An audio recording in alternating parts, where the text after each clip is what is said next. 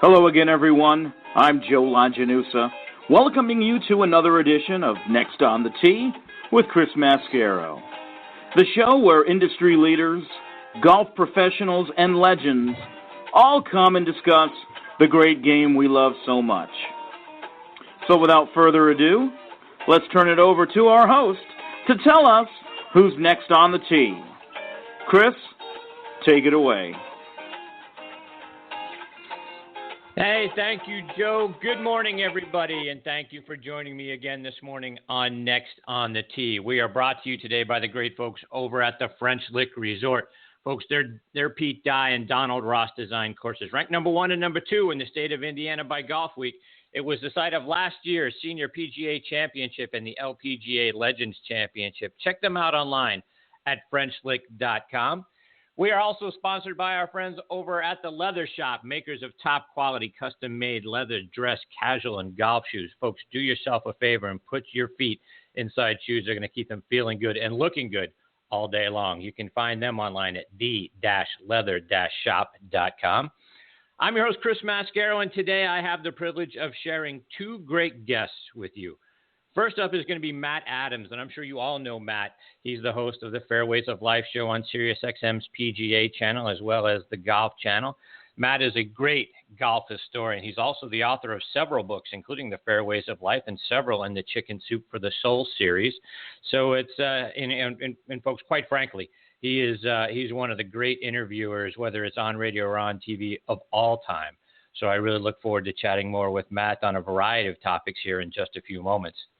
Following Matt, our good friend and regular guest, 2003 PGA Champion Shaun Micheel, going to be back with us. It's been a couple of weeks since Shaun's been on the show. His schedule very busy, so look forward to catching back up with Shaun. We're going to talk with Matt and Shaun both about this year's Masters, get their thoughts and reactions on what we saw. We'll look ahead to golf's return to the Olympics. We'll talk a little equipment, a little bit on the mental side, like we do every single week here on Next on the Tee. So we're going to have a lot of fun this morning. It's going to be another insightful show, and I am so glad that you're here to take the journey with us. But let's start the show off right by helping you get your mornings started off right, and that's by going over and checking out our friends at Aroma Ridge, because they offer an array of the finest mountain-grown gourmet coffees that you're going to find anywhere on the planet. You can find them online at aromaridge.com. Their secret? Hand-selected beans from a variety of coffee-producing countries from around the world. They roast those beans to perfection by their very own roast masters. Their coffees are roasted to order for you. If you like a little flavor in your coffee like I do, they have almost any flavor you can imagine. Plus, you can mix and match flavors to create one of your very own. They've got a great line of biscotti cookies too, folks. And not only are their coffees great, but they are fantastic people as well. Check out all of their great products online at aromaridge.com. And like I mentioned, Next on the Tee is brought to you by our friends over at the French Lick Resort up in French Lick, Indiana. Folks, you want to talk about a spectacular resort to both play golf and to just relax and enjoy yourself. Well, you're not going to find a better place anywhere on the planet than the French Lick Resort. Go to FrenchLick.com and see for yourself. Let's hear a word from our friends over there. Now's the time to plan that golf getaway you've been dreaming about at French Lick Resort. We have new Golf Academy packages for 2016, guaranteed to take your game to the next level. Try our one-day Quick Fix Academy for golf emergencies. For more in-depth learning, try the Game Changer, designed to make you a better player. Our staff professionals are ready to work with you at French Lick Resort. Did you know there's only one place in the country that you can play courses designed by 2 members of the World Golf Hall of Fame on the same property? The Pete Dye and Donald Ross courses at French Lick Resort make us an ultimate golf destination for 2016. Check out the Ultimate Golf Package, the Hall of Fame Package, and other great offerings at FrenchLick.com. Let 2016 be that year you finally take your dream golf getaway at French Lick Resort. Play the courses champions play. Yeah, folks, I promise you, it is spectacular. My family and I already can't wait to get back up there this year. The French Lick Resort needs to be on your list of places to stay and play. Oh, by the way, my friends, they've also got a casino right there on the property as well. For more information and to book your stay, go to FrenchLick.com. And every week here on Next on the Tee, we like to kick off the show by saluting the brave men and women serving in every branch of our military who are tuning in around the world on the Armed Forces Radio Network. We want to thank all of you for the daily sacrifices that you and your families are making to protect our freedoms and our liberties. We also want to thank our veterans for all you and your families have done for us over the years. It is through your strength and your effort that our way of life is even possible. And folks, if you see a member of our military when you're out and about, whether it's in the airport, at a restaurant, or wherever it is you find yourself, please stop for a moment and tell them thank you. They are our real heroes. Our sincere thanks as well to Sean Cruz and the wonderful folks over at the Armed Forces Radio Network. It is such an honor for us to have Next on the Tee be a part of your network. You can find our show by going to armedforcesradionetwork.org. Also want to remind our veterans, be sure to continue to check out globalvoiceforveterans.org. What a great site with news and articles and a wealth of information that is designed specifically for our veterans out there. I'm sure you're going to find it both interesting and beneficial for you. Again, globalvoiceforveterans.org. All right, now back with me on the French Lick Resort guest line is Matt Adams. And like I mentioned a moment ago, you can find his show, The Fairways of Life, on Sirius XM's PGA Tour Channel, as well as the Golf Channel now. Go to watchfairwaysoflife.com/video so you can stream his show. You can get a lot of the archive episodes there as well. Matt has also been featured on the BBC, ESPN, PGA Tour Entertainment, European Tour Productions, and the Back Nine Network. He's the author of 10 books, including several in the Chicken Soup for the Soul series, and his own Fairways of Life book, which is a fantastic read, folks. He has interviewed almost every living legend in the game of golf that you can imagine. He's one of the best interviewers, not only in the game of golf, but in all of broadcasting as well. I'm an avid listener to his show weekday mornings during my commute. And one of the things that I love about Matt, and from listening to his show and talking with him on this one, is he's a regular guy. He's going to go down as a legend in this industry, and he never acts like it. Decades from now, teachers and broadcasters are going to be telling their students, go listen to recordings of Matt Adams. That's how you do it. And I continue to be genuinely honored to spend some time with him again this morning on Next on the Tee. Good morning, Matt. Thanks for coming back on the show. Hey, Chris. Thanks for the kind comments. The honor's mutual. So, Matt, I want to start off our time this morning kind of looking back at the Masters and what we saw, both on both sides of the coin, really, Matt, for what we saw from Jordan Spieth and from what we saw from Danny Willett. First for Jordan, he's a kid who's sounded like he is very mature, way beyond his 22 years of age. Do you expect that he'll be able to kind of put this loss in proper perspective? Just a few bad holes, move on from that, and then continue to be the successful player that he was last year. This isn't going to linger with him for a while. No, I absolutely think that will be the case.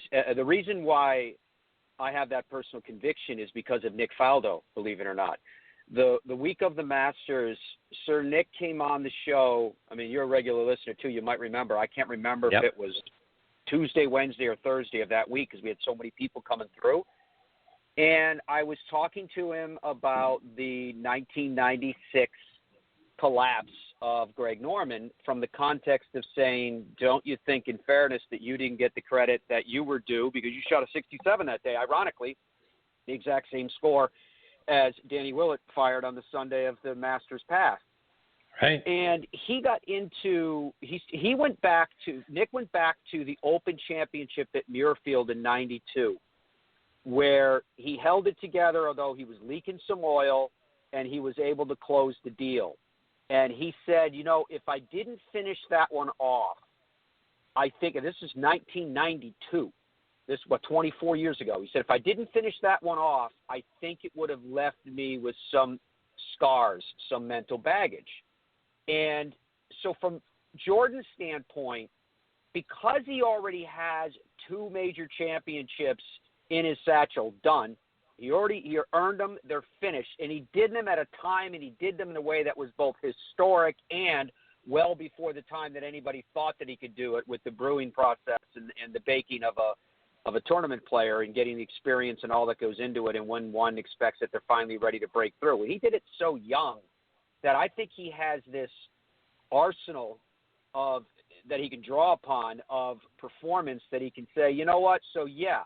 One got away, and an argument can be made probably with merit that he let one slip away, although I still think that's somewhat dismissive to Danny Willett, who did what he had to do on the Sunday that he had to do it in order to be in position to win. But nonetheless, I think that Jordan has a place where he can go to say, yeah, you win some, you lose some. and I've already got 2, and I contended in multiple others, so everything is fine. I just got to get back to being who I am, and I'll be fine. And to that point, Matt, when we talk about Danny Willett, we media, fans of the game, we tend to focus on the guy who lost it versus the guy who won it. Because someone, to your point, he had to shoot 67 to put himself in a position to be there in order to win it. So I think it does do a disservice because I think history or the media tends to focus on the Jordan piece, and we don't give the credit to the Danny Willett piece. Yeah, but that happens because of sensationalism, in my view, Chris. That the focus, where you said the focus is on the person that lost versus the person that won, it would be completely reversed if, for example, it went the other way around. If it was Danny Willett that collapsed on 12 and Jordan Spieth pulled it out at the end, it'd be a great story of triumph and grasping the brass ring by Jordan Spieth doing what he does.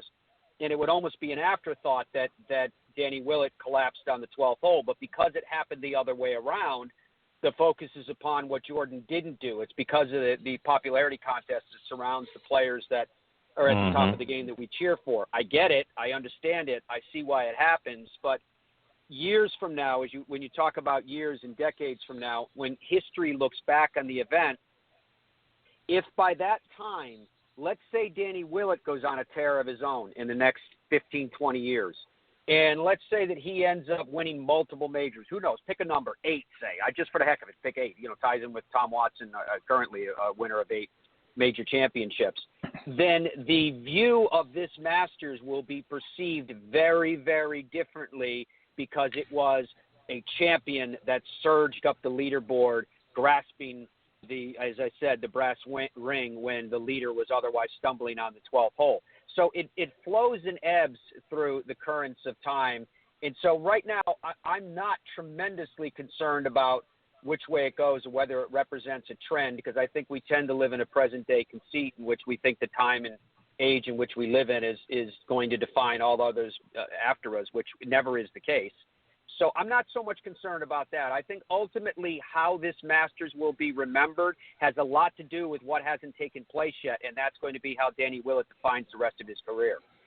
Yeah, and it's interesting that you say that, Matt. It almost, I guess kind of if you go all the way back to 1961, right, when Arnold had the lead on the last hole and then double bogeyed and Gary Player ends up winning. I guess if Gary Player never goes on to win anything else, we would tend to look at it differently. But since Gary Player, went on to be the great champion that he is and winning 3 times there in 9 majors and the rest of that, right? We tend to gloss over the fact that Arnold, blew up after, and really, I guess if it was today, right, when Arnold, hits his tee shot on 18 and starts to accept the congratulations of, friends and the crowd. And then, like I say, infamously goes on to double bogey. Boy, that probably has a whole different place in history if Gary Player doesn't end up becoming Gary Player. And to give you an example of exactly what you're talking about, that 1961 Masters victory by Gary Player, almost no one asks about the collapse of Arnold Palmer when they talk about it. They just talk about Gary Player's 3 Masters victories, right? Because that's the context that you're giving to that, and that's reality. However, everybody talks about the collapse in 1966 of Arnold Palmer against Billy Casper, because Billy Casper, while he won 51 times on the PGA Tour, he was not looked at the same as these big, huge, immortal golf stars. He still had 3 major championships, which surprises people too. But it was at the time, here you have Billy Casper. He's not to the level of Arnold Palmer. He's not to the level of Gary Player. He's not to the level of Jack Nicklaus. He wasn't one of the big 3. That's why Casper wrote his autobiography, The Big 3 and Me, about that period in the 1960s in which he really didn't get the credit that he deserved. But everyone looks upon that U.S. Open as the collapse of Arnold Palmer instead of viewing it as, look what Billy Casper did to come back, because of who they are relative to the spectrum of where people put the golfing immortals. Billy Casper, for better or for worse, and I think it's for worse, but Billy Casper isn't high enough up on that ladder for it to be remembered for what he did. Instead, it's remembered for what Arnold Palmer did not. Mm-hmm. And now let's go to the opposite side of the coin. And you mentioned this a moment ago. And I think for Americans, when Danny Willett won, and a lot of people are saying to themselves, who's this Danny Willett guy? But Danny Willett you know, in his own right, you know, finished fourth last year in the World Tour Championship in the race to Dubai behind Rory McIlroy. He had 5 European wins, 2 this year now, right, including the Dubai Desert Classic back in February. He's jettisoned himself now to the 9th ranking player in the world. So it's not like Danny Willett came from out of nowhere. That's true. It hasn't been a surge. It's been an ascent for Danny Willett. His has been a much more traditional path of a top-tier player where he kept getting better and better and better. I mean, he played at the Valspar the week before. If memory serves me, he finished somewhere in the mid to high 20s. You know, nothing great, but he's a player that does have talent. What he really has is tenacity. His swing doesn't look particularly classic. He's got a somewhat restricted hip rotation, but he has tenacity in that he will not be outworked. In fact, he told me after the Masters that that's the one thing that he knows he can control. He can't control how big and strong you are, Chris. He can't control what kind of natural gifts that he's going to be up against. He can't control how well Jordan Spieth may be putting against him on a given day. But what he can control is he can control how much effort he puts in, and he's a kid who will not be outworked. That's his perspective on it, and that's a very powerful perspective to have, particularly now after the victory, because he has the confidence of knowing that he can do it. Marry that to the tenacity that goes along with endless hours of work, and that's hard to beat. Matt, I think also the masses sort of got introduced to a kid who's going to be around for a very, very long time in Bryson DeChambeau, who, you know, by the way, is, you know, only a couple of months younger than Jordan Spieth. You know, he won the NCAA individual title, the U.S. amateur title, becoming only the 5th player to win both of those in the same year. So, you know, he ended up finished tied for 21st at Augusta, 77 in the 3rd round, sort of took him out of contention. But we in the media, we love to anoint, you know, the next guy and get way ahead of ourselves. But he backed up his play in the Masters with a 4th place finish last week at Harbour Town in his first, you know, official professional tour. Missed the cut yesterday, unfortunately. But do you expect that he is going to quickly be right up there in the conversation with a Jordan and a Rory and a Jason Day and a Ricky Fowler as we kind of think about the young guns out there today? No, I don't actually. And it's not because I don't think he's capable of doing it. It's just that along the lines of what you're saying, I think we're so quick to find the next superstar in the waters in which we're now swimming, Chris, that I think it's unfair. I think he has the potential to do it, but until someone actually goes out and does it, I think it's a little bit ridiculous to have the conversation about how high and how far they're going to fly when they haven't even started to soar yet. He did have a good 4th place finish at Harbour Town. It's a tactician's golf course. It doesn't require a great deal of brawn, and he played well, and we give him the credit for that. But if we're going to go by what happened in the flash of a moment, as you noted, he missed the cut from this week. So from that perspective, if it's what he did today, then he's not going to do anything. He's never going to get his card. He's going to miss every cut he ever plays. That's equally as unfair as putting him in a position to say that he's going to be one of the game's next stars. He's a very unique kid. There's no doubt about that. The way that he's approaching the game, this idea of having all of his shafts of his irons the same length, which I know is causing a great deal of curiosity from people, but even that, there's more complexity to the answer of whether that would work for the average person. In simplistic terms, as an old club guy, unless you have strength and club head speed, which the vast majority do not, because I'm talking in relative terms here, then you're not going to be able to get the dynamic performance from your longer irons, the lower lofted irons, because the longer shaft and the bow and the flex and the torque that goes along with it is part of why they make those irons the length that they do, so that because they have less loft. So you've got to adjust the head length or head weight. You've got to adjust the flex of the shaft that you use. Otherwise, it's going to come in at like a C0 and be as stiff as a tree. So there's more to it than meets the eye. But what the eye can see as yet from Bryson is very, very interesting. I'll give you that. I'm talking with Matt Adams of the Fairways of Life show on Sirius XM's PGA Channel and the Golf Channel as well. And Matt, you know, golf is going to make its return to the Olympics this summer. You know, the games have become a nightmare down there in Brazil. I really can't believe that the Olympic Committee hasn't pulled the plug on Rio and scrambled to do something else because of the conditions that so many athletes are going to, you know, be asked to, whether it's compete under or deal with down there. They also have to deal with the Zika virus, which is spread by mosquitoes, and they've had an outbreak down there. When we've seen guys like Adam Scott and Vijay Singh and Louis Oosthuizen recently say, hey, I'm not going to play in the Olympics. It just doesn't fit into my schedule. How much of that do you think really is the conditions and the threat of the Zika virus that suddenly has clouded up their schedule? I think that may be a part of it. I don't actually think it's as much a part of it as some other people are making out of it, because, the where I live in Florida, there are mosquitoes with the Zika virus as well, and they're going to be down in Brazil right now. And while it is very, very serious, particularly to pregnant women, the Zika virus is not turning people into zombies. So with the protection, from mosquito repellents, et cetera, there are things that you can do to protect yourself against the exposure to the mosquitoes that might be carrying that particular virus. So I don't really think it's that is as big a deal as people are making it out to be. I do think that some people are using it as an excuse, when the reality is that in the compressed schedule that we have right now, I think players are looking at that and going, I don't want to go down there, go through all that it takes for me to get there, be there, perform there, do everything I have to do, and come back, and then go back onto my schedule in which I'm competing, which, again, in a very, very compressed time frame. What do we have in 7 weeks? I think we have 3 majors, World Golf Championships. You've got invitationals in there. You've got start of the FedEx Cup playoffs, and then on the Olympics. Then on the other side of that, we've got a Ryder Cup as well. So I think that's what's kind of going into it.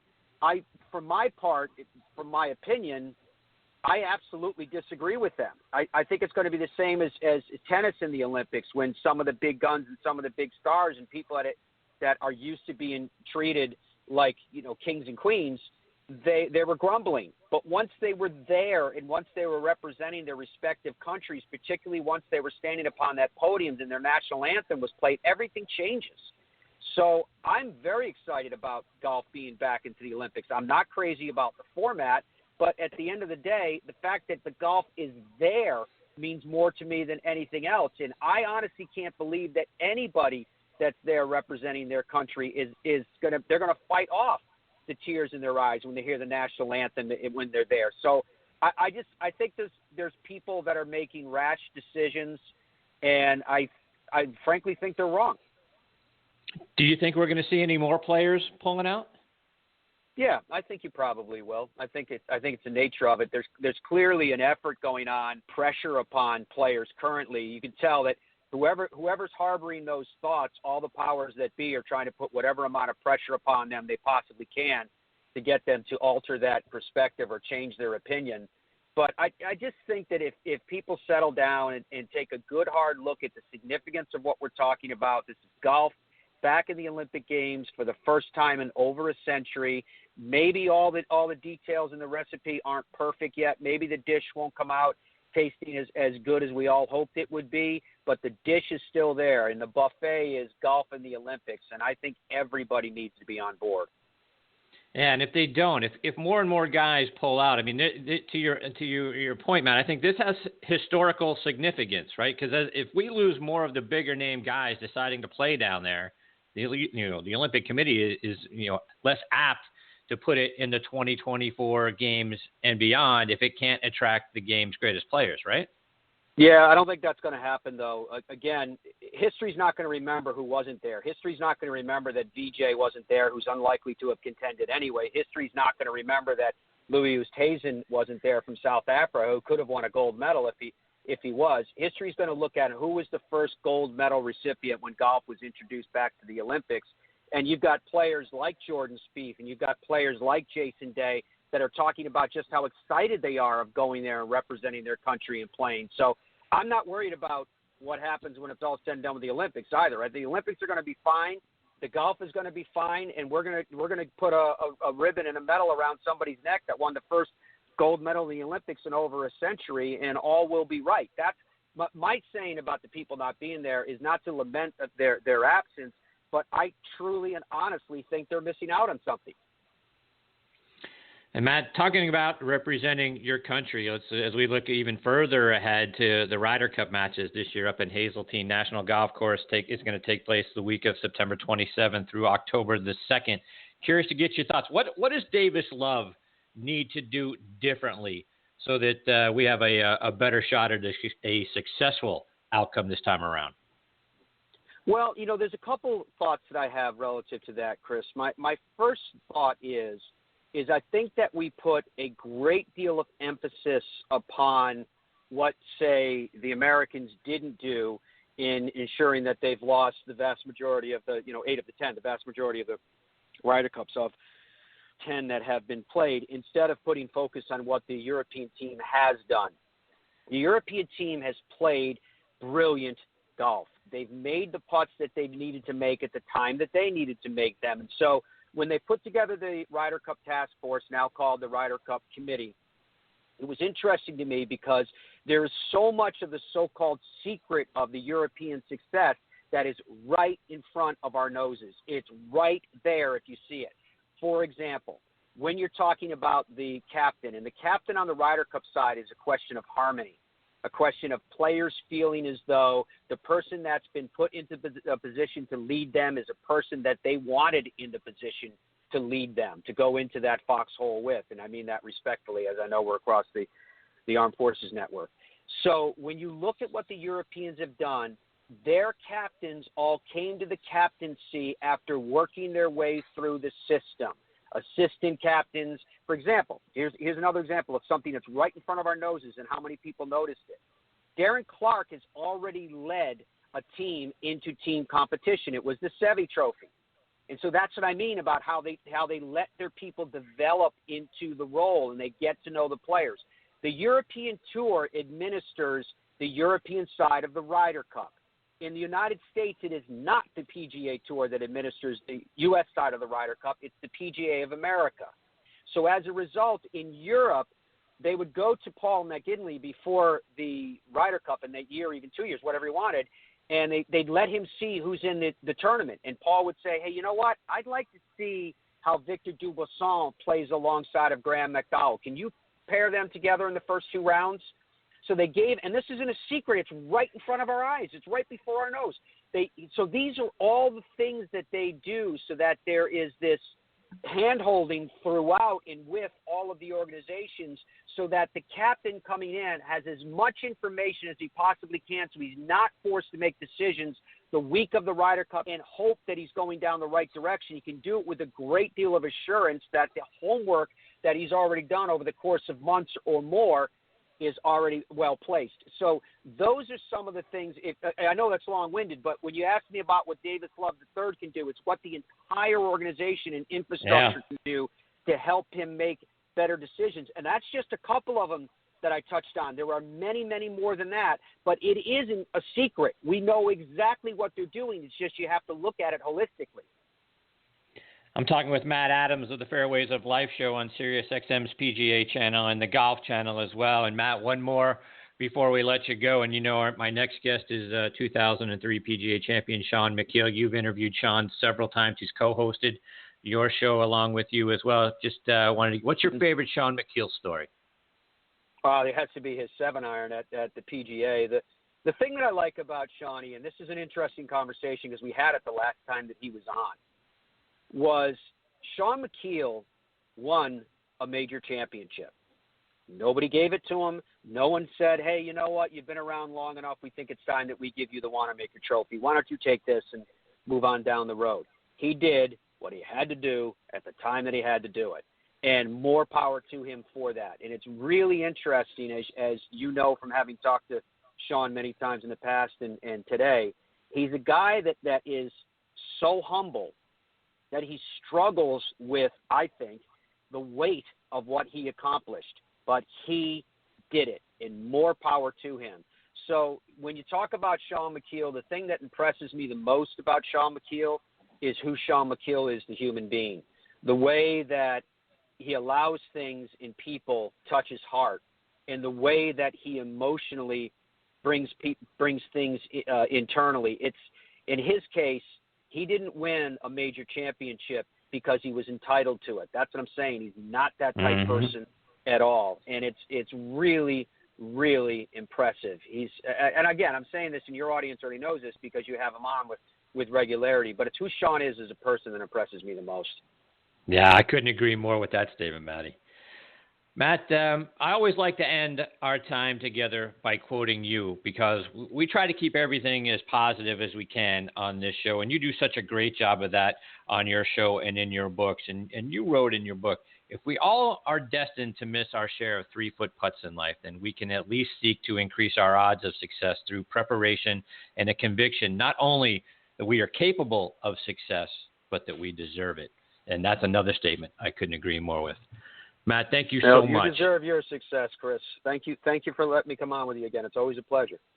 Matt, I can't thank you enough for taking time out of your morning to be a part of the show. My thanks as well to Dominic for helping to arrange the interview. Matt, all the best to you and your family. I look forward. Hopefully we get the opportunity to catch up with you again real soon. We'll talk to you down the road. Bye-bye. All right, take care, Matt. Again, that is Matt Adams of the Fairways of Life show. You can find it on Sirius XM's PGA Channel in the morning. I listen to him every morning on my commute. You can also find him. Watch fairways-of-life.com/video so you can stream his show as well. Great stuff. Always enjoy the opportunity to talk to Matt Adams. All right, we've got our next guest, Shaun Micheel, hanging on the line. We're going to get to Shaun on the other side of this word from our friends over at the Leather Shop. Check out our friends at the Leather Shop, the only company in the world with the ability to provide true custom-fit, handcrafted, full-grain leather shoes and boots online. That's right, no need to leave home for quality handmade shoes. The best part? The models on their website are mere suggestions. You can request customizations to any design shown or submit your own unique design. No extra charge. For more information, visit our website, nextonthet.net, and click the TLS logo on the bottom of our homepage, or to visit them directly, go to www.the-leather-shop.com and click your country's flag in the top left corner. That's www.the-leather-shop.com. You're listening to Next on the Tee with Chris Mascaro, heard around the world on the Armed Forces Radio Network. Now back with me on the French Lick Guest Resort line is 2003 PGA champion and our good friend Shaun Micheel. Good morning, Shaun. How have you been, my friend? I've been great, man. How are you? I was listening to Matt, Chris. I'm doing great. So, and you know, I'm sure you might have heard Matt's final comments there, and curious to get your thoughts. I couldn't agree with his statement more. You're not only are you a great golfer, but you're a 10 times better person. And we've talked on this show many times. It seems it does seem like you're so humble that the weight of being a major champion is something you're uncomfortable with. Well, I think it's taken me a long time to kind of really delve into that. When you've had a couple of years of really non-competitive golf. And so, you think about some of the things that has happened to you in your life, that maybe molded the way you were as a person or as a professional golfer or whatever the case may be. But I do struggle with that. I mean, you and I have talked about that, and Matt really kind of hit on it, and we talked about that a little bit during his show last month. And, I think all of us really, we want to have our careers be as fulfilling and as successful as we really want them to be. And things along the way sometimes, alter that course a little bit, and I certainly had my share of that. I think it's not the way that I would have scripted my career is really how I would describe it. I mean, certainly wanted to enjoy some success on the PGA Tour, with some wins. And look, I did play some pretty good golf up until the 2003 PGA, but you're seeing it now with these young kids that have put themselves in position. I think of guys like Chris Stroud, and who's been out there playing quite a long time, that is probably due for his first win, and there are many others out there. And so I think I just did it a different way, and much like David Duval. If any of you remember when David won his British Open, his Open Championship as they call it, he struggled really after that because he came out and finally admitted that he felt like I won this Open Championship. I mean, is that it? Is this as good as it feels? And I don't know if I had that because he had a lot of success up to that point. But, Yeah, it's just it's been frustrating, I think, to not achieve some of the things that I wanted to achieve post major win, I guess. But I had some really good success. I played well in 04. 05 was a bit of a struggle. I was struggling with still being that major champion, but also being a new father. And those are the things that really I struggled with in the beginning. And I alluded to that with Matt in that, not only was I a first-time winner in August of that year of 03, but a major champion as well. And then 3 months later, I'm now a father. And so struggling with the nighttime feedings and, how do I go about this? What do I do? Am I doing this right? And so there were a lot of things that really were hitting me at the time that I should have been, really, I guess, would have been focused just 100% on my golf. And timing is everything in this world. But, to really answer your question, it has been a struggle. I deal with it a lot better than I used to, just because so much time has really passed. But I do appreciate what I accomplished. As Matt said, it wasn't given to me. I struggled through the 4 days. I played well. I slept on the lead on Friday and Saturday night. And, so those are the things that I really kind of can justify and, reconcile in my own head that I did deserve to win the tournament. It just happened to be a major championship. Yeah, and Shaun, we've talked about this, but and we talk about the mental side of the game on this show all the time. But I think that is one thing that none of us can really appreciate because we've never been there. As you talked about, sleeping on the lead, not only just sleeping on the lead in a golf tournament, but sleeping on the lead in a major golf tournament, right? I mean, it's okay that for we see guys that we're surprised to see sometimes at the top of the leaderboard after the first round, but you stayed there for the second round and the third round. So you had, all those nights to think about it. For those of us that, wonder, what is that like? Remind our listeners for those of you, that are listening that have heard you tell the story before, but for those who are new to the show, talk about what it's like to try to sleep on the lead in a major. Well, you know what? You started the week out, you're just a regular guy that's happy to be in the event, so you get along and then kind of playing your practice rounds. And really Thursday, I think I shot 69 that day, which was still a couple of strokes out of the lead. But the media and everyone, they were still focused on, I think Rod Pampling was up there, Phil Mickelson was up there. So they're still focused on them. But on Friday is when I took the lead. And I don't remember if it was, you'd think I remember this. But, I mean, Thursday, or on 17, I think I made a birdie, or 16, I made a birdie, which is actually 7. I finished on 7, 8, 9. But I birdied the last hole, and I knew I had the lead, and so that's really when it started for me because I was a relatively new person to major championship golf. I played in 2 prior U.S. Opens. I played the '99 one at Pinehurst and the 2001 U.S. Open at Southern Hills. So I was relatively new. I was brand new to PGA Championship. That was my first one. So after I came off the green, my normal, it was late. I was one of the last groups coming in, and Stephanie was, again, 6 months pregnant. She was waiting for me. She needed to eat. And here I was being basically my practice time. Usually I would have gone and hit a few balls afterward, but I was kind of whisked away. I think just with the end of the coverage on TV, I was in the media center for quite some time, and then now we got to find our way back to the hotel. We're talking probably, 9 o'clock, 9:15 at night. Trying to figure out what we're going to do for dinner, and things like that. And so my routine was changed quite a bit. And here I was being asked questions about the significance of my win. And really on Friday, it was really more the point about what does it feel like to be leading? How have you played thus far? What are your thoughts on playing your first PGA? There was really I don't think any expectations that the media thought that I had a chance to win. I think it was just a new and fresh story that was coming about. And I was excited about it. Look, I really was. I didn't, at that time, I really haven't given it much thought that I was going to win. I mean, how could you? We all dream about winning, but until we've played all 72 holes, you don't find that out. And so I think I slept okay on Friday night, because really Saturday was just kind of a nothing day.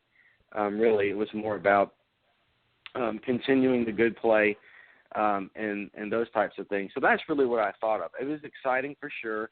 I got home and I was watching all the Golf Channel, coverage, and just really, I think, looking at how I did my interviews. Did I speak well? Did I say the right things? Did I say what I wanted to say? And that.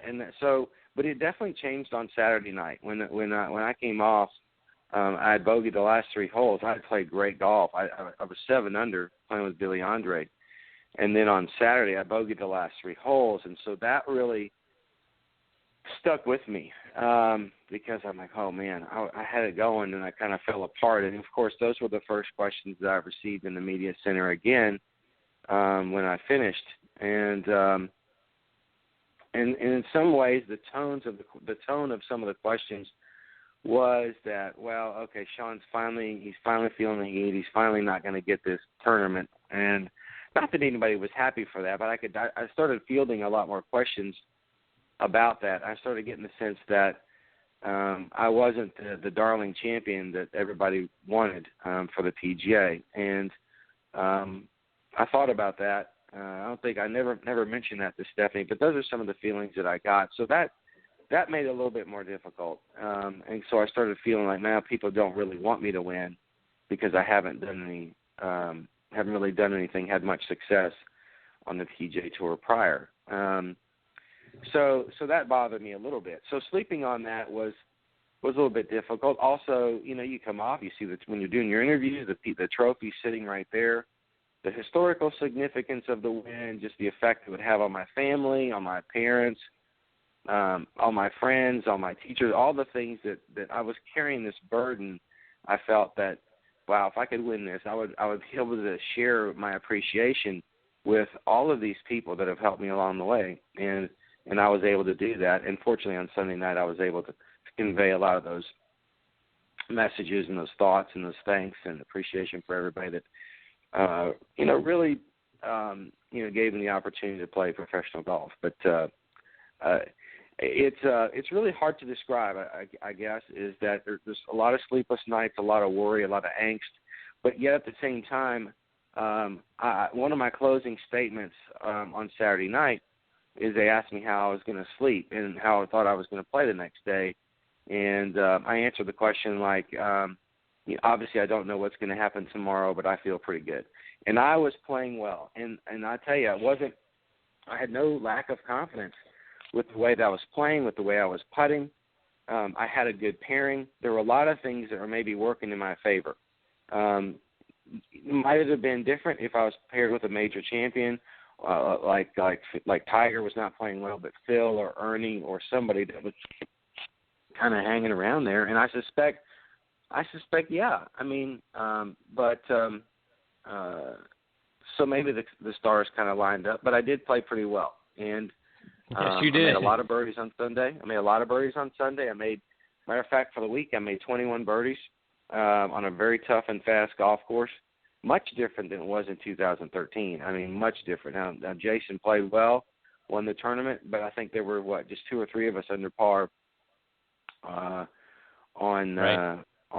2003. And, some are going to say, just because, oh, well, the players are better and all this other stuff, but that's BS, So it was a very tough golf course. It was long. It was fast. Balls were running through the fairways on the angles. Anybody that's been there knows there's a lot of little dog legs and stuff in there, a lot of little blind tee shots, like 16 and 17 in particular. So it was a difficult golf course, but sleeping on the lead was it was fun, but it wasn't. I don't know how to describe it really. So just to put a period at the end of this, so everyone can remember, you go back and as humble as you always are, talking about bogeying the last 3 holes on Saturday, one of only 5 players in the field that day to break 70. And Phil Mickelson, who had the first round lead, shot 66 in the first, shot 75 in the second. Ernie Els, who ended up finishing fifth that week at +2, didn't break 70, and you broke 70 3 times out of the 4 rounds, shot 70 in the final round. So don't sell yourself short. Ernie Els there, Phil Mickelson in there. Tiger did not play well that week, to your point. No. So it wasn't like anyone who thinks that the players in that field weren't as strong as the players that are playing now. Adam Scott was in the field that week. I mean, all the great players that, from the early parts of the 2000s. VJ was at the height of his career, at the peak of his career. Freddie Couples. I mean, the talent was there. So no one can take away the fact that you played better than everybody that there was to play in 2003. Yeah, and right, and really back to the first question is that when people say, well, you didn't really do much after that, but what I've come to realize is that every one of these players, even Hall of Famers, are questioned by media and by fans, either on social media or directly in interviews. And it's like I'll look at Jim Furyk, for example. Jim Furyk, I think, has won 19 tournaments, I believe. So it's your 20th one. You're fully exempt for life on the PGA Tour. So I can look at Jim. Well, Jim, you've played great, but why have you only won 19? Or Mike Weir, why you were a great player in Major Champ? Why have you only won 9? I mean, Tiger, you've won 14 majors. Why can't you get to 18? It is impossible to please everyone. It is absolutely impossible. God, look, I'm married to a lawyer, so she's going to argue that it's really the sky's blue out today. That it's really not blue. That it's some sort of like steel gray. Okay, and those are the things. And really, in the last year or so, I finally just gave up. I finally have given up. It's why people don't talk about politics. It's why people don't talk about religion at dinner or amongst friends. It's an unwinnable argument. I'm a black and white guy. I believe 1 + 1 = 2. All the time. And so living with a lawyer, my perspective is a little bit different, but it's just I've just given up. I just have given up. I mean, it's with politics. If Jesus Christ came to life today, some would argue that being nailed to that coffin was a political stunt. It is absolutely impossible. I've given up on trying to please everyone. I don't care what people say anymore. I've just given up, and I don't know if that's just come today or came last week or what. I'm just given up, and I'm gonna I focus on what I can focus on, and I've seen that in Jordan Spieth, and maybe that's what's kind of turned the corner for me, because this young kid who's 22 years old has had an opportunity to win the Grand Slam last year. Obviously fell short there at the Open Championship. But the things that people were writing about him, about his lob wedge, about he's not a good wedge player, I'm just like, okay, I'm done. And it's really, I'm just debated on just getting off social media altogether, because these things are unwinnable. And you have your fans, the fans that really appreciate the things that you do.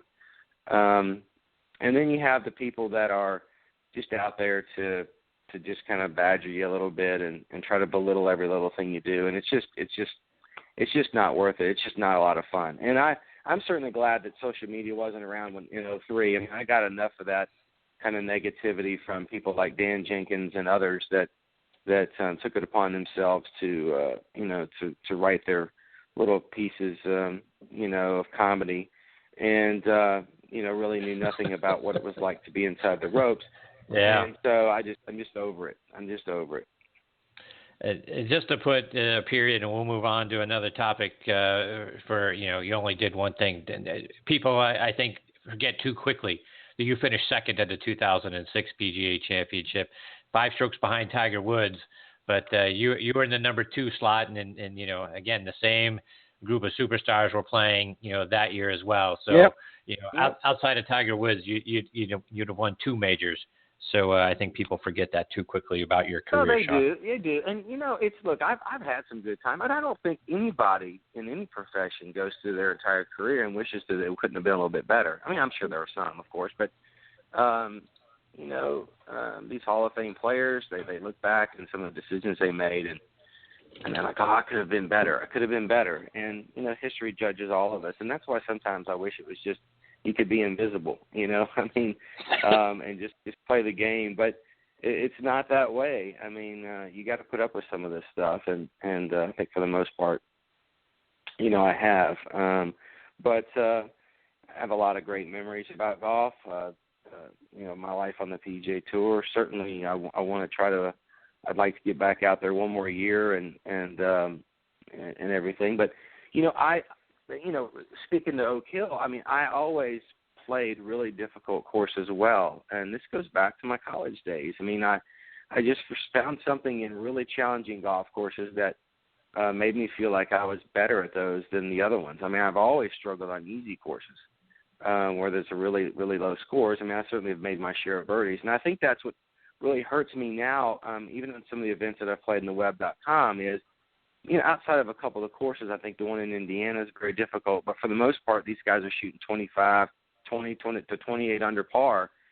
And, you get this mindset of playing tough courses like the Tour where you've got, they start putting the pins 3 from the edges. They're longer, a lot more rough and those types of things. It's difficult for me to play the easy courses. So I always kind of look forward to the hard courses, and maybe that's why the PGA at Oak Hill was just fit. I don't really know, but that's something I've always enjoyed, the challenge of a long course where over the course of 4 days people get frustrated, they get beaten up. Because my ball striking was always something that really helped me. And there's something that kind of reminds me. I was paired with in 2010. I was paired with Rocco Mediate and Graham McDowell the first 2 rounds of the U.S. Open, and I was tied for the lead after the first day. And after the first day, Rocco came up to we shook hands, and at the end of the 18th there, and he said, "You didn't disappoint, Shaun." And like, what are you talking about? He says, "I told my caddy, you're one of the best ball strikers I've ever seen, and you didn't disappoint me. Thank you very much." So it made me feel good. Wow. It made me feel good, and maybe some of that's left me now, but I take away a lot of that, and there are always things that held me back. There's always things that keep people from winning, multiple times or whatever. But I got a lot of great memories.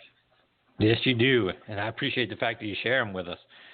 And I'm talking with 2003 PGA champion Shaun Micheel here on Next on the Tee. Shaun, just a couple more before we let you go, and you talk about getting off of social media, and I really hope that you don't. But I saw on your Twitter page, you commented on how much you like the toe-up technology on the putters that you're seeing from Odyssey Golf. Talk about what that is, toe-up, and what struck you about it. Well, okay, so I the whole technology behind it, I really couldn't get into as far as the science behind it. I know there's plenty of people that you can have on that can do that, but I know that when I got this putter, it's similar. It was not similar. It's exactly like the backstrike putter. In 2010, I wasn't putting great, but I was wanting something a little bit different, and I was kind of leaning towards mallet style. So when I made the decision to change putters, I was going completely different. And they had this putter. It was kind of a strange looking thing. It was almost like it had onset where the shaft is behind the face of the putter.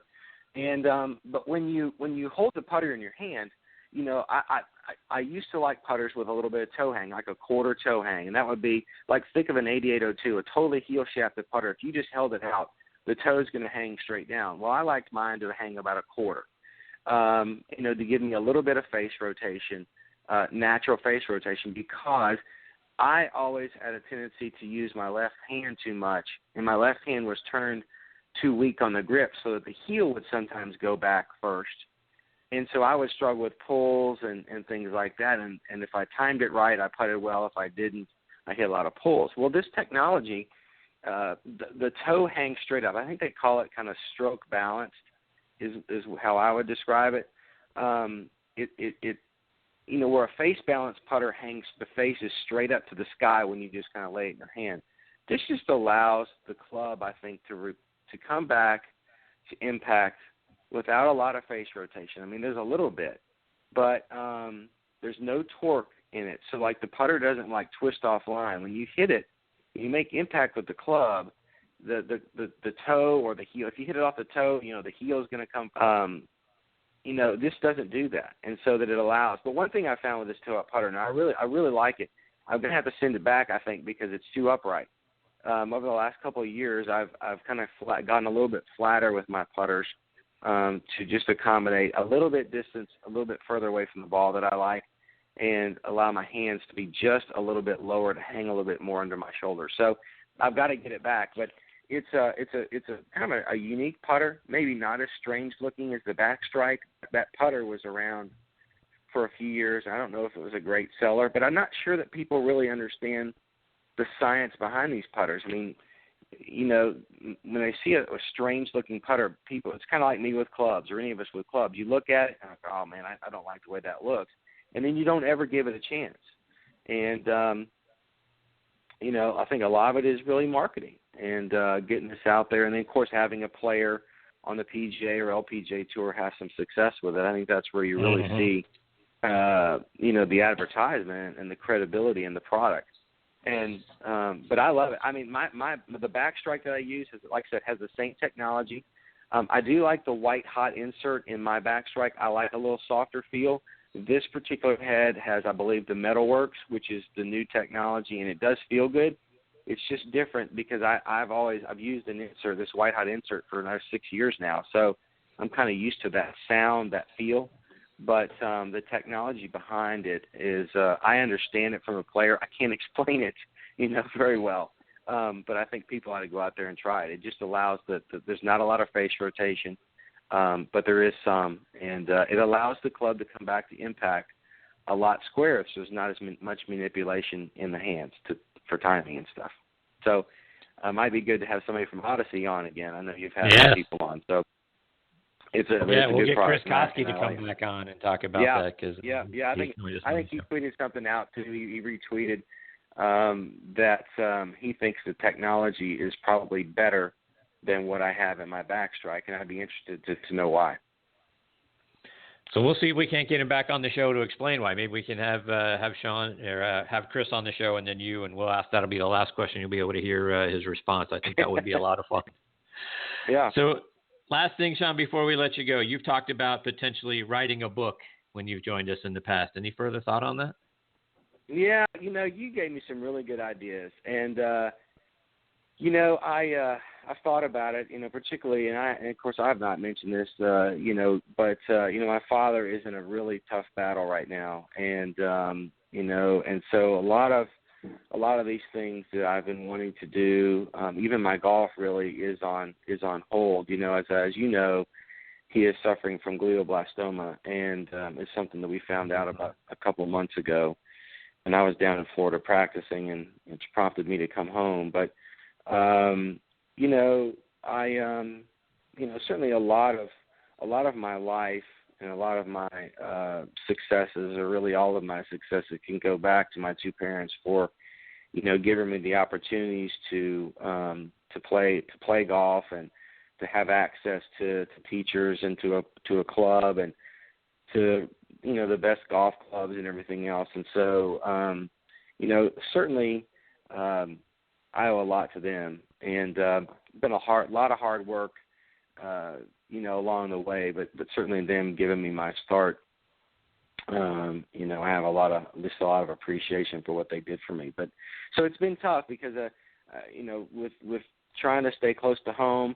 My sister is a medical officer in Madagascar. She is in charge of health care for the 130 Peace Corps volunteers in Madagascar, and she's actually been home and had to go back to Washington, D.C. for training, and she's coming back tonight, you know, to be with us and everything. And so it's been very difficult the last couple of months. I really was wanting to do some Monday qualifiers. I had signed up to do I was going to do Valero, and I was going to do the tournament in New Orleans, to Zurich. And just my father's 20 radiation treatments into 30, and after that, they might be able to do 5 more, but the treatment really stops. And at this point, it's palliative care, which is really unfortunate. And anybody knows anything about glioblastoma just knows how devastating that the disease really is, and there's no cure. So my golf, unfortunately, is on hold, but it's given me an opportunity to, you know, spend a lot of time with my father and to play golf with him. He's still okay to play. You know, he's still playing every day, but you know, so I don't know. Everything's really been kind of on hold. I've thought about the book, and as you and I have talked, I mean, I mean, I don't really want it to be an autobiographical book, because really my life hasn't been that interesting. We all have interesting lives. I just have people like you and Matt Adams that give me the opportunity to share with people my story. But my story is not really unique. I mean, every one of us has things that happen to us in our lives that are great and interesting and sad and heartbreaking and everything like that. So I don't know exactly the angle that I want to write. I don't know if I want to try to draw in a younger audience, if there are things that I can help people with. As you know, technology and the game has changed so much. Social media has changed the way people approach not only the game but also the participants. And so I just don't know what angle. And Matt, has written several books. You gave me a lot of ideas. I know John Feinstein, he's written a book, Moment of Glory, about myself and Jim and Ben Curtis and Mike Weir, that was out a number of years ago. So there have been a lot of things written about me. I just need to find the right angle, and maybe a ghostwriter along the way too. So, again, long-winded, but I've thought about it, but I've kind of been sidetracked a little bit. Understandably so. Personal life. Yep, understandably so. Yeah. But you've got a great story. Good things. You do, and you've got great things to share with folks, and I think that people will find, beneficial in their own lives. So I hope at some point you get back to thinking about that. But certainly, our thoughts and prayers are with your father, and I think that's, I think you're doing the right thing. Spending time with him is that's what I would do too. So I'm very glad that you've got the opportunity to be with him and be on this ride. Yeah, there's Shaun, a lot of things. I was hoping to take him down to the Masters this past couple weeks ago, but just the treatments and stuff just wouldn't allow it. So there's a lot of things we're wanting to try to do together and everything, and we're still kind of living our lives as father and son. And as many people know, my mom passed from cancer in 2010, so it's just he and I, and my sister's back in town for a little while. So we're just enjoying each other and just trying to get through this together. And none of us really know what the future holds, but so we're kind of living day by day. But it's been great so far, and my dad and I have probably connected a little bit better, a little bit more on some substantive things as opposed to the regular conversations about golf in our day. And hearing a lot of stories about his life in the Air Force and the things that he did, and it's been great getting to know him again. That's fantastic. That's a wonderful story. Thanks for sharing all of that, Shaun. Before we let you go, and I know trepidation about social media, but for our listeners that want to share some positive thoughts and stories, and maybe some things along the way with respect to your father as well, remind our listeners how they can follow you both online and over social media. Well, I'm Shaun Micheel on Facebook. You can find me there, and then I'm at Shaun Micheel PGA on Twitter, and then I think I've got a LinkedIn account. You can just type my name into LinkedIn. So that's where you can find me. I like social media. I enjoy keeping up with the news. The current events are posted pretty quickly when things happen. I enjoy, but I kind of gotten tired of the negativity, and there's a lot of that out there. And yes, there is, an opinion, and everybody's willing to share it. So I'm not always in tune to hearing what your opinion is.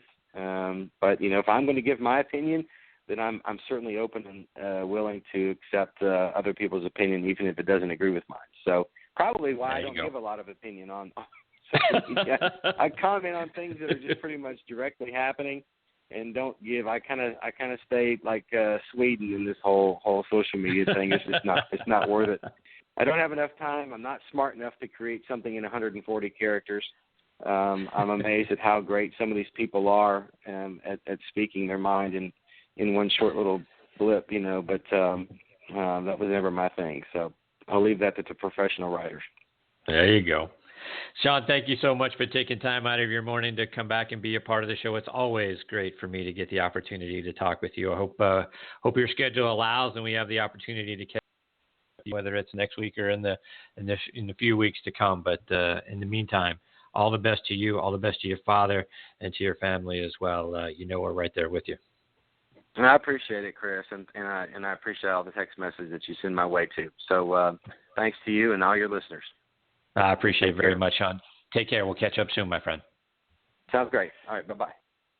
That is 2003 PGA champion Shaun Micheel. And like I said at the top, folks, there's not a finer person. Shaun was a great golfer, but to Matt Adams' point, he is a 10 times greater person. Thanks to Shaun giving a part of his morning to be a part of the show again.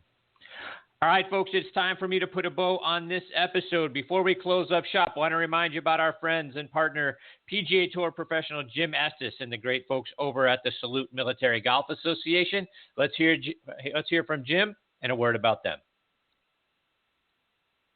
The Salute Military Golf Association was created to provide rehabilitative golf experiences to the brave men and women who have been wounded while serving our country. Hi, I'm Jim Estes, PGA Golf Pro and co-founder of the Salute Military Golf Association. With my adaptive golf program, we've successfully helped thousands of soldiers in their recovery, both mentally and physically. The SMGA has been providing family-inclusive golf experiences across the country since 2007. To date, the SMGA has equipped more than 1,000 warriors with properly fitted golf clubs and has extended its clinic series to more than 8 chapter and affiliate locations across the U.S. If you are a wounded veteran interested in participating, or if you'd like to learn more about the Salute Military Golf Association and find a chapter closest to you, visit our website at smga.org. We've seen firsthand how impactful golf can be in aiding one's recovery. The Salute Military Golf Association, empowering wounded veterans one fairway at a time. Visit smga.org. That's smga.org. Yeah, they're doing some amazing things there at the Salute Military Golf Association. To find out more information and to see how you can get involved, go to smga.org. All right, everybody, my sincere thanks again to Matt Adams and Shaun Micheel for making today's show so much fun for me to be a part of. I hope you enjoyed it as well. Please also check out our sister show, Thursday Night Tailgate, with me and my co-host Bob Lazari and our announcer Joe LaGianusa. That show airs live every Thursday night from 8 to 10 p.m. Eastern Time. You can hear it live on Blog Talk Radio. You can catch us on the Armed Forces Radio Network, iHeartRadio, Spreaker, Stitcher, TuneIn, Player.fm, and SoundCloud as well. We're joined every week by legends and stars from around the NFL and up in the Canadian Football League as well. And now Major League Football has got a regular segment on our show as they prepare for their 2017 kickoff season. Please also check out both shows on Facebook. Give us a like. That's important to us as well. And you can find us online. This show, nextonthetee.net and ThursdayNightTailgate.com. From there, you can stream or download any of our archive episodes for free, folks. Plus, keep up to date with who some of our future guests are going to be as well by going on either one of our sites. Thank you again for choosing to listen to this show today. We really appreciate it. Until next week, hit 'em straight, my friends.